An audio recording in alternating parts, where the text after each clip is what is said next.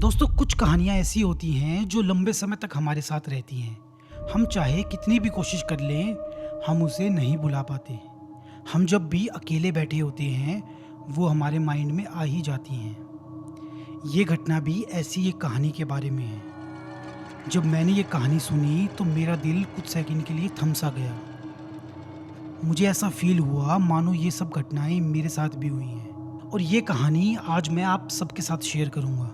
तो चलिए शुरू करते हैं। ये कहानी हमें भेजी है हमारे सब्सक्राइबर महेंद्र ने। महेंद्र ऐसे तो यूपी के रहने वाले हैं, पर उनकी ड्यूटी झारखंड के एक छोटे से शहर हजारीबाग के पास एक गाँव में है। वो वहाँ पर गेटमैन के तौर पर तैनात हैं। उस गाँव से थोड़ी सी दूर एक रेलवे क्रॉसिंग है, जहाँ पर महेंद्र रात को 10 से 6 बजे अपनी नाइट शिफ्ट में काम करते हैं। वो रेलवे क्रॉसिंग शहर से दूर होने के कारण काफ़ी सुनसान जगह पर थी। वहाँ पर ना ही आसपास कोई घर था, ना ही कोई दुकान, ना ही कोई प्रॉपर लाइट का सिस्टम। बस एक पतली सी रोड थी जो उस गांव को हाईवे से जोड़ती थी। महेंद्र काफ़ी सीधे और शांत स्वभाव के इंसान हैं। जैसे उन्हें पता चला कि उनका सिलेक्शन रेलवे में हो गया है, तो वो तुरंत ही अपना सामान पैक कर कर झारखंड आ गए और उनकी पहली पोस्टिंग ही इस रेलवे क्रॉसिंग पर हो गई। पर उन्हें यहाँ पर कोई दिक्कत नहीं थी। उन्होंने पास के ही गांव में एक कमरा रेंट पर ले लिया था और अब उन्होंने यहीं रहना शुरू कर दिया था। अब क्योंकि ये छोटा सा रेलवे क्रॉसिंग था, तो यहाँ से ज़्यादा ट्रेनें नहीं गुजरती थी। पूरी रात में 3 से 4 ट्रेन ही यहाँ से गुजरा करती थी। तो महेंद्र के लिए ये जॉब काफ़ी ईजी थी। पूरी रात बिस्तर पर लेटे लेटे ही उसका टाइम कट जाया करता था। आज महेंद्र का ड्यूटी पर पहला दिन था। वो अपने काम को लेकर बहुत एक्साइटेड था। वो रात को 9:30 बजे ही अपनी ड्यूटी पर पहुंच गया और 10 बजते ही स्टेशन मास्टर से सिग्नल लेकर उसने अपना काम शुरू किया। रात को 12:30 पर पहली ट्रेन आई। महेंद्र ने तुरंत जाकर फाटक बंद किया और ट्रेन को हरी झंडी दिखाई और वहां तेज रफ्तार से एक मालगाड़ी गुजरी। ट्रेन के जाते ही महेंद्र ने फाटक खोला, पर जैसे ही उसने फाटक खोला तभी उसको पीछे से कोई आवाज़ सुनाई दी, मानो किसी ने उसका नाम पुकारा हो। वो फाटक खोल के मुड़ने ही वाला था, तभी पीछे से किसी ने बोला, महेंद्र। तो वो झटके से मुड़ा। उसे लगा इतनी रात को अचानक यहाँ कौन आया है। पर जब उसने पीछे मुड़कर देखा तो कोई नहीं था। उसे लगा ये काफ़ी शांत जगह है, तो मैं अकेलेपन में इमेजिनेशन कर रहा हूँ। और उसने इस चीज़ को इग्नोर किया और अपने कमरे में जाकर बैठ गया। इसी तरह पूरी रात 3 से 4 ट्रेनें आई और उसे पता ही नहीं चला कब सुबह हो गई और वो अपने सुबह गांव जाकर सो गया। अब अगले दिन रात को वो अपनी ड्यूटी पर था। रात के 1:20 हुए थे। तभी उसको वायरलेस पर कॉल आता है। स्टेशन मास्टर बोलते हैं कि एक ट्रेन वेट कर रही है, जल्दी से फाटक बंद करो। तो महेंद्र जाकर फाटक बंद करता है और ट्रेन को हरी झंडी दिखाता है और ट्रेन की दूर से जोरदार सीटी मारने की आवाज़ सुनाई देती है। जब महेंद्र ट्रेन के गुजरने का वेट कर रहा था, तो उसे ट्रैक के बीचों बीच एक औरत खड़ी हुई दिखी। काली साड़ी, खुले बाल और झुका हुआ सर। उसे देखकर महेंद्र को बड़ी हैरानी हुई। उसे लगा आधी रात को यहाँ पर कौन औरत आ गई। अगर कोई गांव की औरत भी होती तो उसे महेंद्र जानता होता, पर ये तो कोई बाहर की लग रही थी। महेंद्र ने उसे हाथ से इशारा भी किया कि ट्रेन आ रही है, आप थोड़ा पीछे ही रहना, पर उस औरत ने कोई ध्यान नहीं दिया। अब क्योंकि वो औरत दूसरी ट्रैक पर थी, तो महेंद्र ने सोचा एक बार ट्रेन को गुजरने दो, फिर मैं इनसे पूछ के आता हूँ ये कौन है, इन्हें क्या हेल्प चाहिए। और तभी सीटी मारते हुए ट्रेन वहाँ से गुजरती है।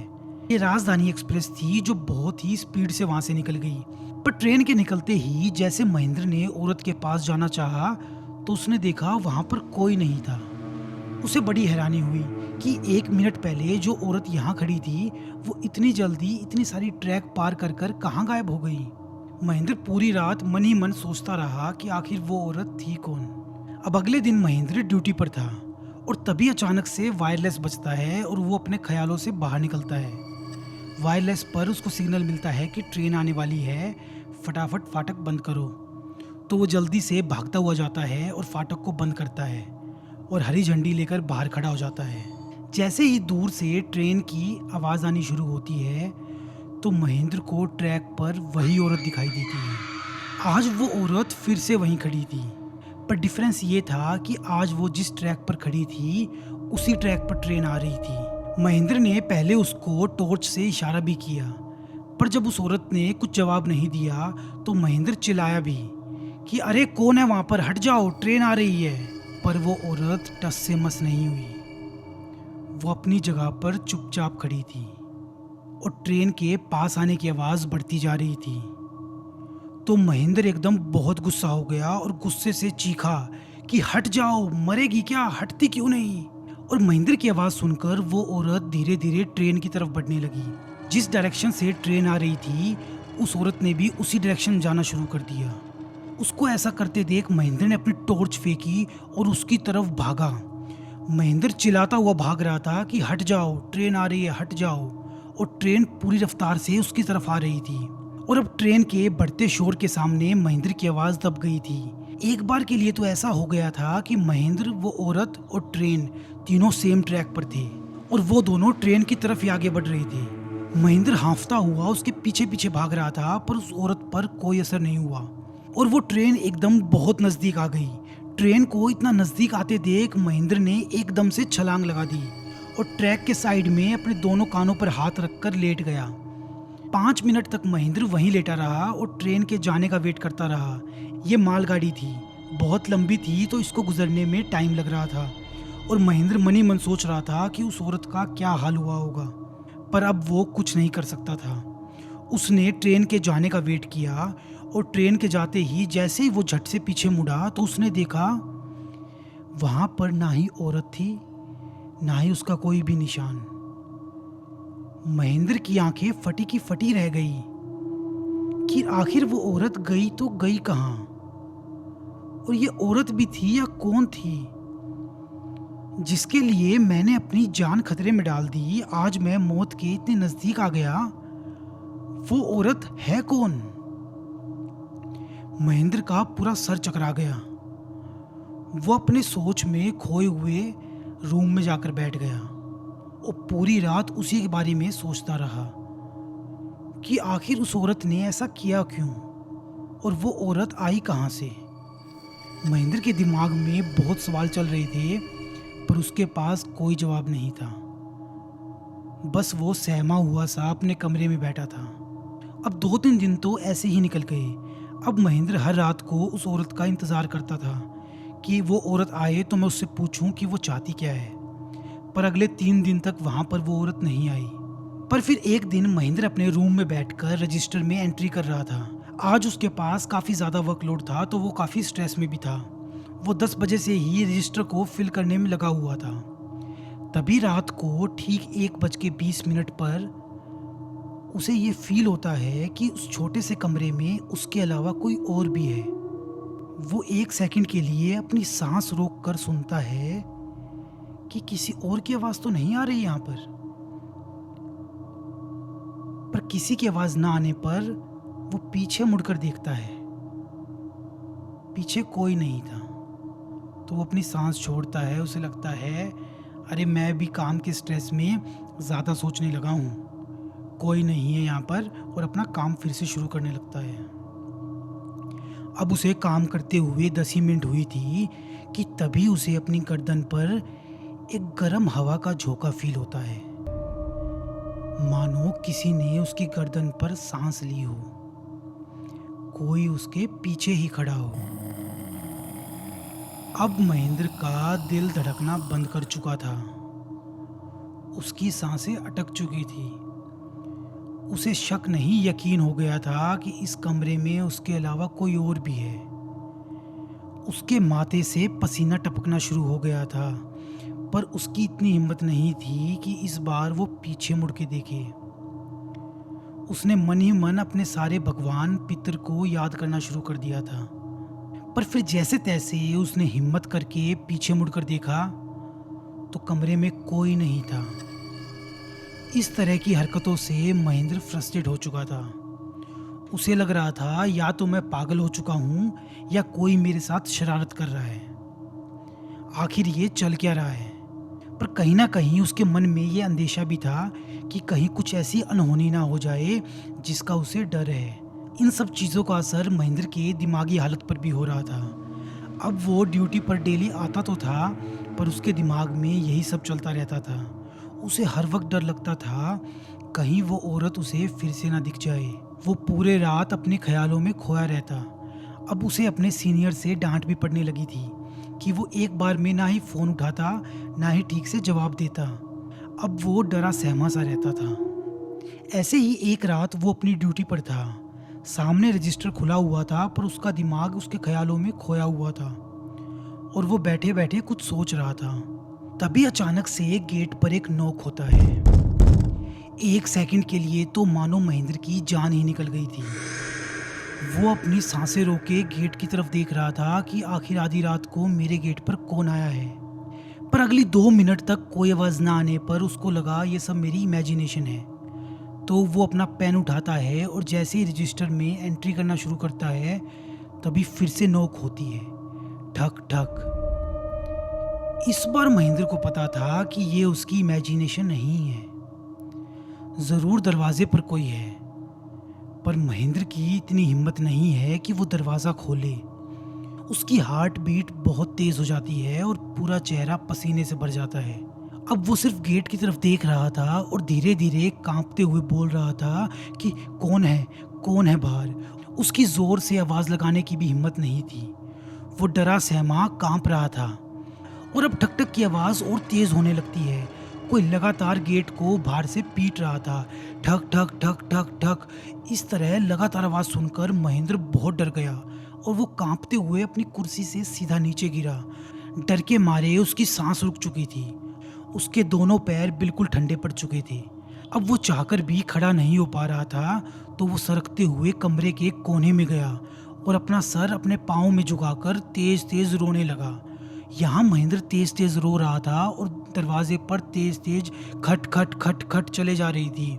महेंद्र ने बताया कि इस तरह का डर मैंने अपनी ज़िंदगी में कभी फील नहीं किया।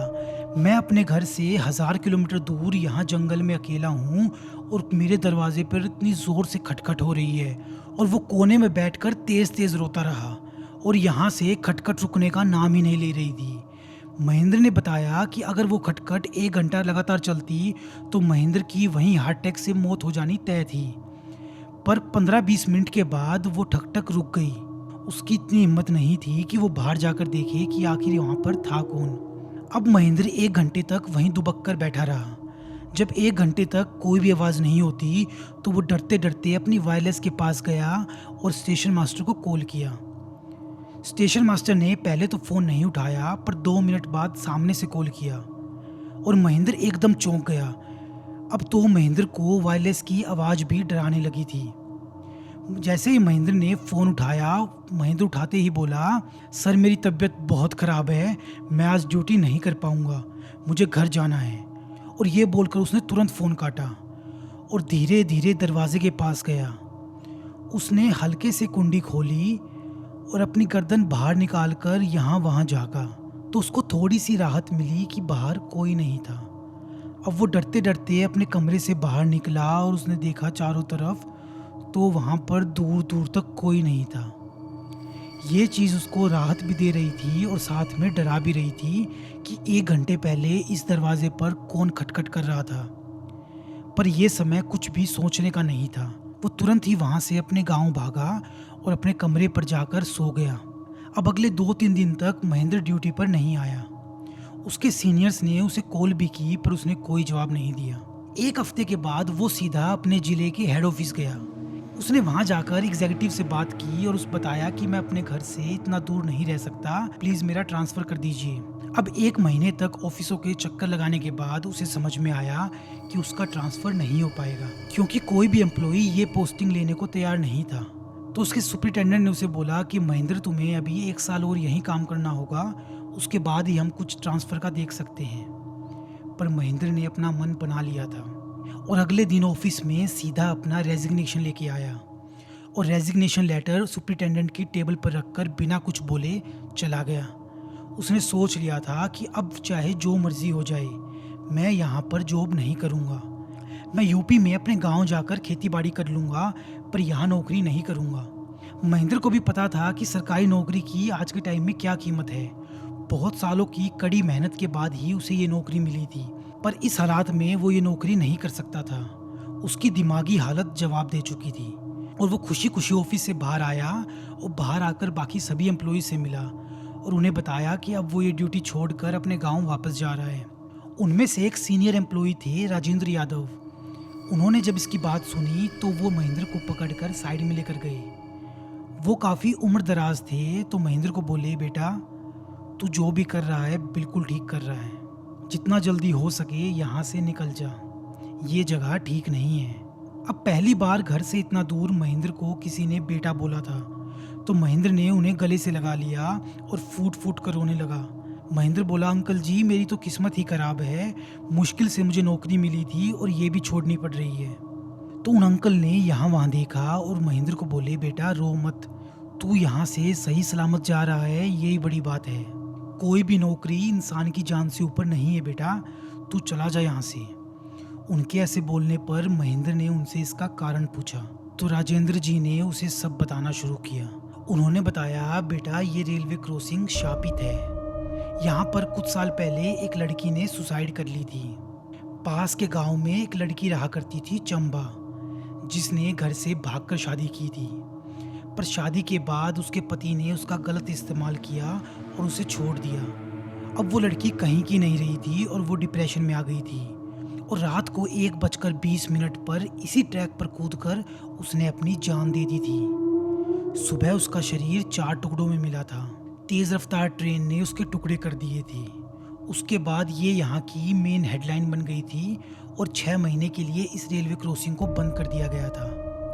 पर जब 6 महीने बाद इस क्रॉसिंग को खोला गया तो वहाँ पर जो पहला गेटमैन आया उसकी 15 दिन के अंदर ही हार्ट अटैक से मौत हो गई थी। उसके बाद से यहाँ पर कोई भी गेटमैन नहीं टिकता। जो भी यहाँ आता है या तो वो काम छोड़कर भाग जाता है या ऊपर से सिफारिश लगवाकर अपना ट्रांसफ़र करवा लेता है। तो बेटा ये तुम्हारा डिसीजन सही है कि तुम यहाँ से जा रहे हो। अंकल की बातें सुनकर महेंद्र के रोंगटे खड़े हो गए। अब उसे यकीन हो गया था कि जिस औरत को वो हर रोज़ रात को देख रहा था वो उसकी इमेजिनेशन का खेल नहीं थी। वो वही औरत थी जिसने वहाँ पर सुसाइड की थी। कहा जाता है कि जिस पति ने उसको छोड़ा था कुछ टाइम बाद उसकी भी मौत हो गई थी। उसकी मौत का कारण आज तक समझ नहीं आया। महेंद्र हमें बताते हैं कि उन्होंने वहाँ से जॉब छोड़ दी और अपने घर आकर उन्होंने फिर से पढ़ाई शुरू कर दी थी और आज वो एक सरकारी बैंक में पीओ की जॉब पर तैनात हैं और उन्हें होम पोस्टिंग मिल गई है। महेंद्र ने बताया कि ये उनकी ज़िंदगी का सबसे बड़ा डिसीजन था। अगर वो उस वक्त हिम्मत ना करते तो आज शायद वो हमें ये स्टोरी नहीं बता पाते। दोस्तों ये थी आज की कहानी, जिसे सुनाते हुए मेरे रोंगटे खड़े हो गए हैं। और ये स्टोरी आपको कैसी लगी है मुझे कमेंट करके ज़रूर बताएं। आप जो भी हमें लाइक और कमेंट करते हैं उससे हमें बहुत हौसला मिलता है। मैं इसी तरह नई नई स्टोरीज़ लाता रहूँगा। और आप भी अगर अपनी कोई स्टोरी शेयर करना चाहते हो तो आप हमें भेज सकते हो हमारे इंस्टाग्राम डीएम पर। मैं आपसे जल्द मिलता हूँ अगली कहानी में। धन्यवाद।